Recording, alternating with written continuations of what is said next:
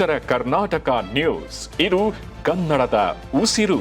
ಇನ್ನು ಬೀದರ್ ಜಿಲ್ಲೆಯಲ್ಲಿ ಸರ್ಕಾರಿ ಶಾಲೆ ಮತ್ತು ಅಂಗನವಾಡಿ ಕೇಂದ್ರಗಳನ್ನ ಗುರಿಯಾಗಿಸಿಕೊಂಡು ಗ್ಯಾಸ್ ಸಿಲಿಂಡರ್ ಕಳವು ಮಾಡುತ್ತಿದ್ದ ಅಂತರ್ ಜಿಲ್ಲಾ ಕಳ್ಳರ ಜಾಲವನ್ನ ಭಾಲ್ಕಿ ಗ್ರಾಮೀಣ ಪೊಲೀಸರು ಭೇದಿಸಿದ್ದಾರೆ. ಒಟ್ಟು ಭಾಲ್ಕಿ ತಾಲೂಕಿನ ವಿವಿಧ ಪೊಲೀಸ್ ಠಾಣೆಯಲ್ಲಿ ಒಟ್ಟು 9 ಪ್ರಕರಣಗಳನ್ನ ಪೊಲೀಸರು ಯಶಸ್ವಿಯಾಗಿ ಪತ್ತೆ ಹಚ್ಚಿದ್ದಾರೆ. ಕಾರ್ಯಾಚರಣೆಯಲ್ಲಿ 4 ಆರೋಪಿಗಳನ್ನ ಬಂಧಿಸಿ ಅವರ ವಶದಿಂದ ವಿವಿಧ ಕಂಪನಿಗಳ 55 ಗ್ಯಾಸ್ ಸಿಲಿಂಡರ್ಗಳು ಹಾಗೂ ಕೃತ್ಯಕ್ಕೆ ಬಳಸಿದ ಕಾರನ್ನ ಜಪ್ತಿ ಮಾಡಲಾಗಿದೆ. ಜಪ್ತಿ ಮಾಡಿದ ಸೊತ್ತಿನ ಒಟ್ಟು ಮೌಲ್ಯ 9,75,000 ರೂಪಾಯಿ ಆಗಿದ್ದು, ಭಾಲ್ಕಿ, ಹುಮ್ನಾಬಾದ್ ಹಾಗೂ ಬಸವ ಕಲ್ಯಾಣ ತಾಲೂಕಿನ ಹಲವು ಗ್ರಾಮಗಳ ಸರ್ಕಾರಿ ಶಾಲೆಗಳ ಅಡುಗೆ ಕೊಠಡಿ ಹಾಗೂ ಅಂಗನವಾಡಿ ಕೇಂದ್ರಗಳ ಬೀಗವನ್ನ ಮುರಿದು ಸಿಲಿಂಡರ್ ಕಳವು ಮಾಡ್ತಾ ಇರುವುದನ್ನ ಆರೋಪಿಗಳು ವಿಚಾರಣೆ ವೇಳೆ ಒಪ್ಪಿಕೊಂಡಿದ್ದಾರೆ. ಇನ್ನು ಬಂಧಿತ ಆರೋಪಿಗಳನ್ನ ನ್ಯಾಯಾಂಗ ಬಂಧನಕ್ಕೆ ಒಪ್ಪಿಸಲಾಗಿದೆ ಅಂತ ಬೀದರ್ ಜಿಲ್ಲಾ ಪೊಲೀಸ್ ವರಿಷ್ಠಾಧಿಕಾರಿ ಪ್ರದೀಪ್ ಗುಂಟಿ ಪತ್ರಿಕಾಗೋಷ್ಠಿಯನ್ನು ನಡೆಸಿ ಮಾಹಿತಿಯನ್ನು ಹಂಚಿಕೊಂಡಿದ್ದಾರೆ.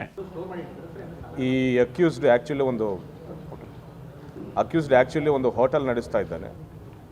So night time schools, anganwadi schools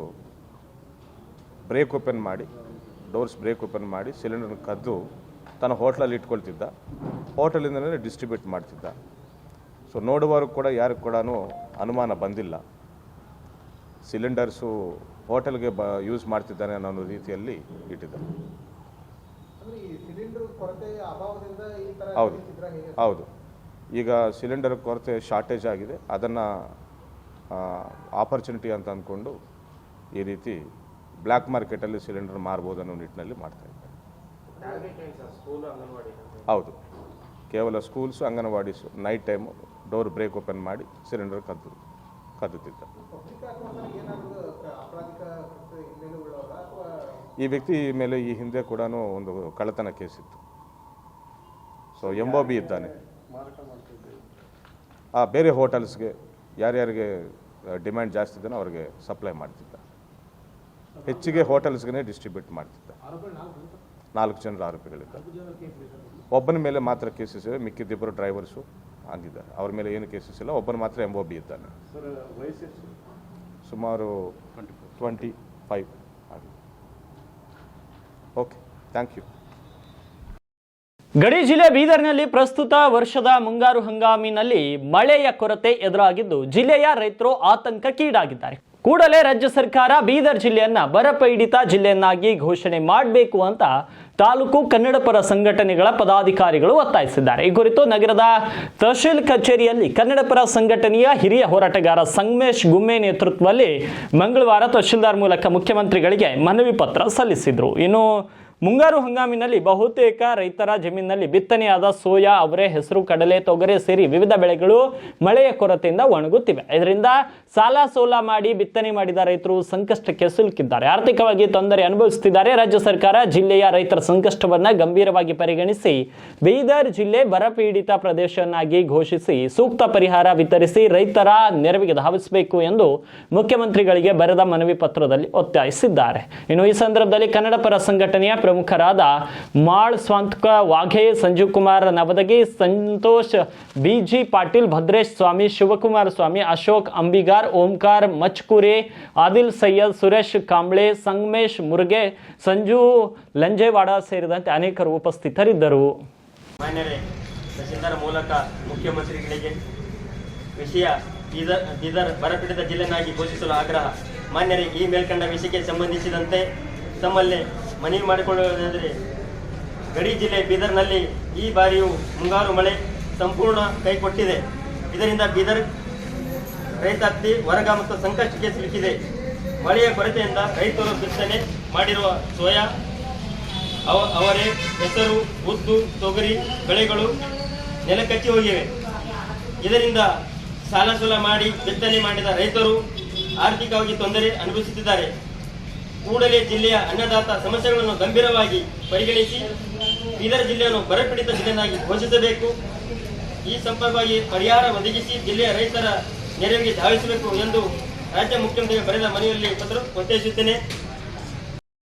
ಇನ್ನು ಗೋವಾದಲ್ಲಿ ಜರುಗಿದ ರೋಟರಿ ಇಂಟರ್ನ್ಯಾಷನಲ್ 3160ದ ಕರ್ನಾಟಕ ಮತ್ತು ಆಂಧ್ರ ಪ್ರದೇಶ್ ಅಂತಾರಾಜ್ಯ ಮಟ್ಟದ ಪ್ರಶಸ್ತಿ ಪ್ರದಾನ ಸಮಾರಂಭದಲ್ಲಿ ಬೀದರ್ನ ಸಿಲ್ವರ್ ಸ್ಟಾರ್ ರೋಟರಿ ಕ್ಲಬ್ ಒಟ್ಟು 10 ಪ್ರತಿಷ್ಠಿತ ಪ್ರಶಸ್ತಿಗಳನ್ನು ಬಾಚಿಕೊಳ್ಳುವ ಮೂಲಕ ಇತಿಹಾಸವನ್ನು ನಿರ್ಮಿಸಿದೆ. ಗೋವಾದಲ್ಲಿ ಜರುಗಿದ ರೋಟರಿ ಇಂಟರ್ನ್ಯಾಷನಲ್ ಜಿಲ್ಲೆ 3160ದ ಅಂತಾರಾಜ್ಯ ಮಟ್ಟದ ಪ್ರಶಸ್ತಿ ಪ್ರದಾನ ಸಮಾರಂಭದಲ್ಲಿ ಈ ಒಂದು 10 ಪ್ರಶಸ್ತಿಗಳನ್ನು ಪಡೆಯುವ ಮೂಲಕ ಇತಿಹಾಸವನ್ನು ನಿರ್ಮಿಸಿದೆ. ಕ್ಲಬ್ನ ಅಧ್ಯಕ್ಷರಾದ ಆದಿಶ್ ಆರ್ ವಾಲಿ ಮತ್ತು ಅವರ ತಂಡದ ಅನುಕರಣೀಯ ಸೇವೆ ಕಾರ್ಯಗಳನ್ನು ಗುರುತಿಸಿ ಈ ಗೌರವವನ್ನು ನೀಡಲಾಗಿದೆ. ಪ್ರಶಸ್ತಿಗಳಲ್ಲಿ ಅತ್ಯಂತ ಪ್ರತಿಷ್ಠಿತವಾದ ಅತ್ಯುತ್ತಮ ಅಧ್ಯಕ್ಷ ಪ್ರಶಸ್ತಿಯೊಂದಿಗೆ ಸಮುದಾಯ ಸೇವೆ, ವೃತ್ತಿಪರ ಸೇವೆ, ಶಾಶ್ವತ ಸೇವಾ ಯೋಜನೆ, ಜನಸಂಪರ್ಕ ಯೋಜನೆ, ಜನಸಂಪರ್ಕ ಮತ್ತು ನಿಧಿ ಸಂಗ್ರಹಣೆ ಸೇರಿದಂತೆ ಇನ್ನೂ ಹಲವು ಕಾರ್ಯಗಳಿಗೆ ಅತ್ಯುತ್ತಮ ಕ್ಲಬ್ ಎಂಬ ಹೆಗ್ಗಳಿಕೆಗೆ ಪಾತ್ರವಾಗಿದೆ. ಈ ವೈಭವಪೂರಿತ ಸಮಾರಂಭದಲ್ಲಿ IPDG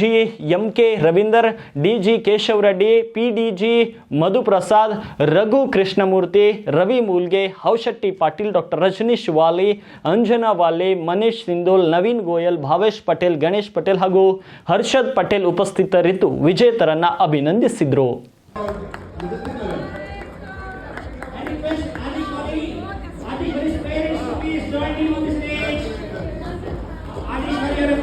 Mrs. Wali and Mrs. Wali, please come.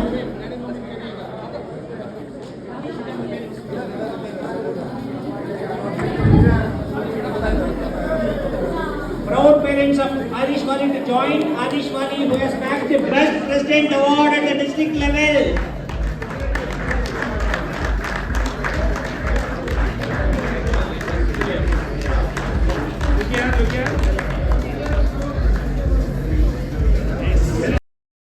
ಸಭಾಪತಿ ಸ್ಥಾನಕ್ಕೆ ರಾಜೀನಾಮೆ ನೀಡುವಂತೆ ಬಸವರಾಜ ಹೊರಟ್ಟಿಗೆ ಸಿಎಂ DK ಶಿವಕುಮಾರ್ ಸೂಚನೆ ನೀಡಿದ್ದಾರಂತೆ. ಮಧ್ಯಾಹ್ನ 2ರ ಸುಮಾರಿಗೆ ಕರೆ ಮಾಡಿದ ಸಿಎಂ ಪಕ್ಷದ ಹೈಕಮಾಂಡ್ ಸೂಚಿಸಿದೆ, ದಯವಿಟ್ಟು ರಾಜೀನಾಮೆ ನೀಡಿ ಎಂದಿದ್ದಾರೆ. DK ಶಿವಕುಮಾರ್ ಕರೆ ಬೆನ್ನಲ್ಲೇ ಸದ್ಯ ಬಸವರಾಜ ಹೊರಟ್ಟಿ ಬೇಸರಗೊಂಡಿದ್ದಾರೆ. ಕುರಿತಾಗಿ ಒಂದಿಷ್ಟು ಖಾಸಗಿ ಮಾಧ್ಯಮಗಳೊಂದಿಗೆ ಮಾತನಾಡಿರುವಂತಹ ಪರಿಷತ್ ಸಭಾಪತಿ ಬಸವರಾಜ ಹೊರಟ್ಟಿ, ಇದು ಕಲುಷಿತ ರಾಜಕಾರಣ, ಮನಸ್ಸಿಗೆ ತುಂಬಾ ನೋವಾಗಿದೆ. ಇತಿಹಾಸದಲ್ಲಿ ಈ ರೀತಿ ಆಗಿರಲಿಲ್ಲ.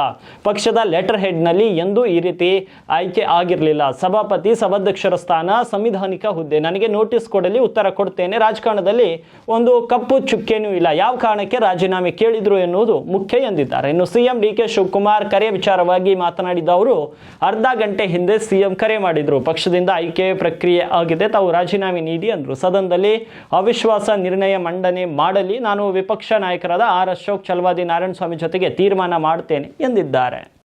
ಕಳೆದ ಕೆಲವು ದಿನಗಳಿಂದ ಸುರಿಯುತ್ತಿರುವ ಭಾರೀ ಮಳೆಯ ಹಿನ್ನೆಲೆ ಕುದುರೆಮುಖ ವನ್ಯಜೀವಿ ವಿಭಾಗದ ವ್ಯಾಪ್ತಿಯ ಟ್ರೆಕ್ಕಿಂಗ್ ಚಟುವಟಿಕೆಗಳನ್ನು ತಾತ್ಕಾಲಿಕವಾಗಿ ಸ್ಥಗಿತಗೊಳಿಸಲಾಗಿದೆ ಅಂತ ವನ್ಯಜೀವಿ ವಿಭಾಗದ ಅಧಿಕಾರಿಗಳು ತಿಳಿಸಿದ್ದಾರೆ. ಕುದುರೆಮುಖ, ಬೆಳ್ತಂಗಡಿ ಹಾಗೂ ಕೆರೆಕಟ್ಟೆ ವಲಯಗಳ ವ್ಯಾಪ್ತಿಯಲ್ಲಿರುವ ಟ್ರೆಕ್ಕಿಂಗ್ ಮಾರ್ಗಗಳನ್ನು ಸುರಕ್ಷತಾ ಕಾರಣಗಳಿಂದ ಮುಚ್ಚಲಾಗಿದೆ. ನಿರಂತರ ಮಳೆಯಿಂದಾಗಿ ಜಾರು ಹಾದಿಗಳು, ಉಕ್ಕಿ ಹರಿಯುತ್ತಿರುವ ಹೊಳೆಗಳು ಹಾಗೂ ಮರಗಳು ಮತ್ತು ಕೊಂಬೆಗಳು ಬೀಳುವ ಅಪಾಯ ಹೆಚ್ಚಿರುವುದರಿಂದ ಈ ಕ್ರಮ ಕೈಗೊಳ್ಳಲಾಗಿದೆ. ಕಳೆದ ಕೆಲವು ದಿನಗಳಿಂದ ಪ್ರದೇಶದಲ್ಲಿ ಭಾರೀ ಮಳೆಯಾಗುತ್ತಿದ್ದು ಅರಣ್ಯ ಇಲಾಖೆ ಅಧಿಕಾರಿಗಳು ಪರಿಸ್ಥಿತಿಯನ್ನು ನಿರಂತರವಾಗಿ ಪರಿಶೀಲಿಸುತ್ತಿದ್ದಾರೆ. ಕಳಸ ಸಮೀಪದ ಸೇತುವೆಯೊಂದರ ಮೇಲೆ ನೀರಿನ ಮಟ್ಟ ತಾತ್ಕಾಲಿಕವಾಗಿ ಏರಿಕೆಯಾಗಿದ್ದರೂ ನಂತರ ಇಳಿಕೆಯಾಗಿದೆ. ಹವಾಮಾನ ಪರಿಸ್ಥಿತಿಯಲ್ಲಿ ನಿರಂತರವಾಗಿ ಪರಿಶೀಲಿಸಲಾಗುತ್ತಿದೆ. ಮಳೆಯ ಪ್ರಮಾಣ ಮತ್ತು ಟ್ರೆಕ್ಕಿಂಗ್ ಮಾರ್ಗಗಳ ಸ್ಥಿತಿಯನ್ನು ಅವಲೋಕಿಸಿ ಟ್ರೆಕ್ಕಿಂಗ್ ಪುನರಾರಂಭದ ಬಗ್ಗೆ ತೀರ್ಮಾನ ಕೈಗೊಳ್ಳಲಾಗುವುದು ಅಂತ ಅಧಿಕಾರಿಯೊಬ್ಬರು ತಿಳಿಸಿದ್ದಾರೆ. ಇಲ್ಲಿವರೆಗೆ ಯಾವುದೇ ಪ್ರಾಣಹಾನಿ ಅಥವಾ ದೊಡ್ಡ ಅನಾಹುತ ವರದಿಯಾಗಿಲ್ಲ. ಆದರೆ ಹಲವು ಕಡೆ ಮರಗಳು ಉರುಳಿರುವ ಘಟನೆಗಳು ದಾಖಲಾಗಿದೆ. ಇದೇ ವೇಳೆ ಕೊಡಚಾಂದ್ರಿ ಸಫಾರಿ ಸೇವೆ ಎಂದಿನಂತೆ ಮುಂದುವರೆದಿದೆ.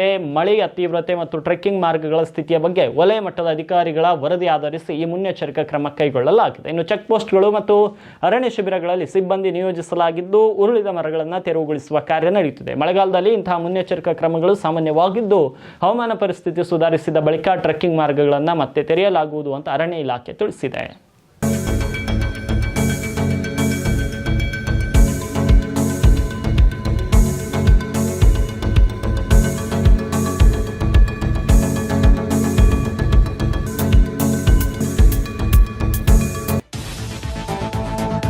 ಉತ್ತರ ಕರ್ನಾಟಕ ನ್ಯೂಸ್, ಇದು ಕನ್ನಡದ ಉಸಿರು.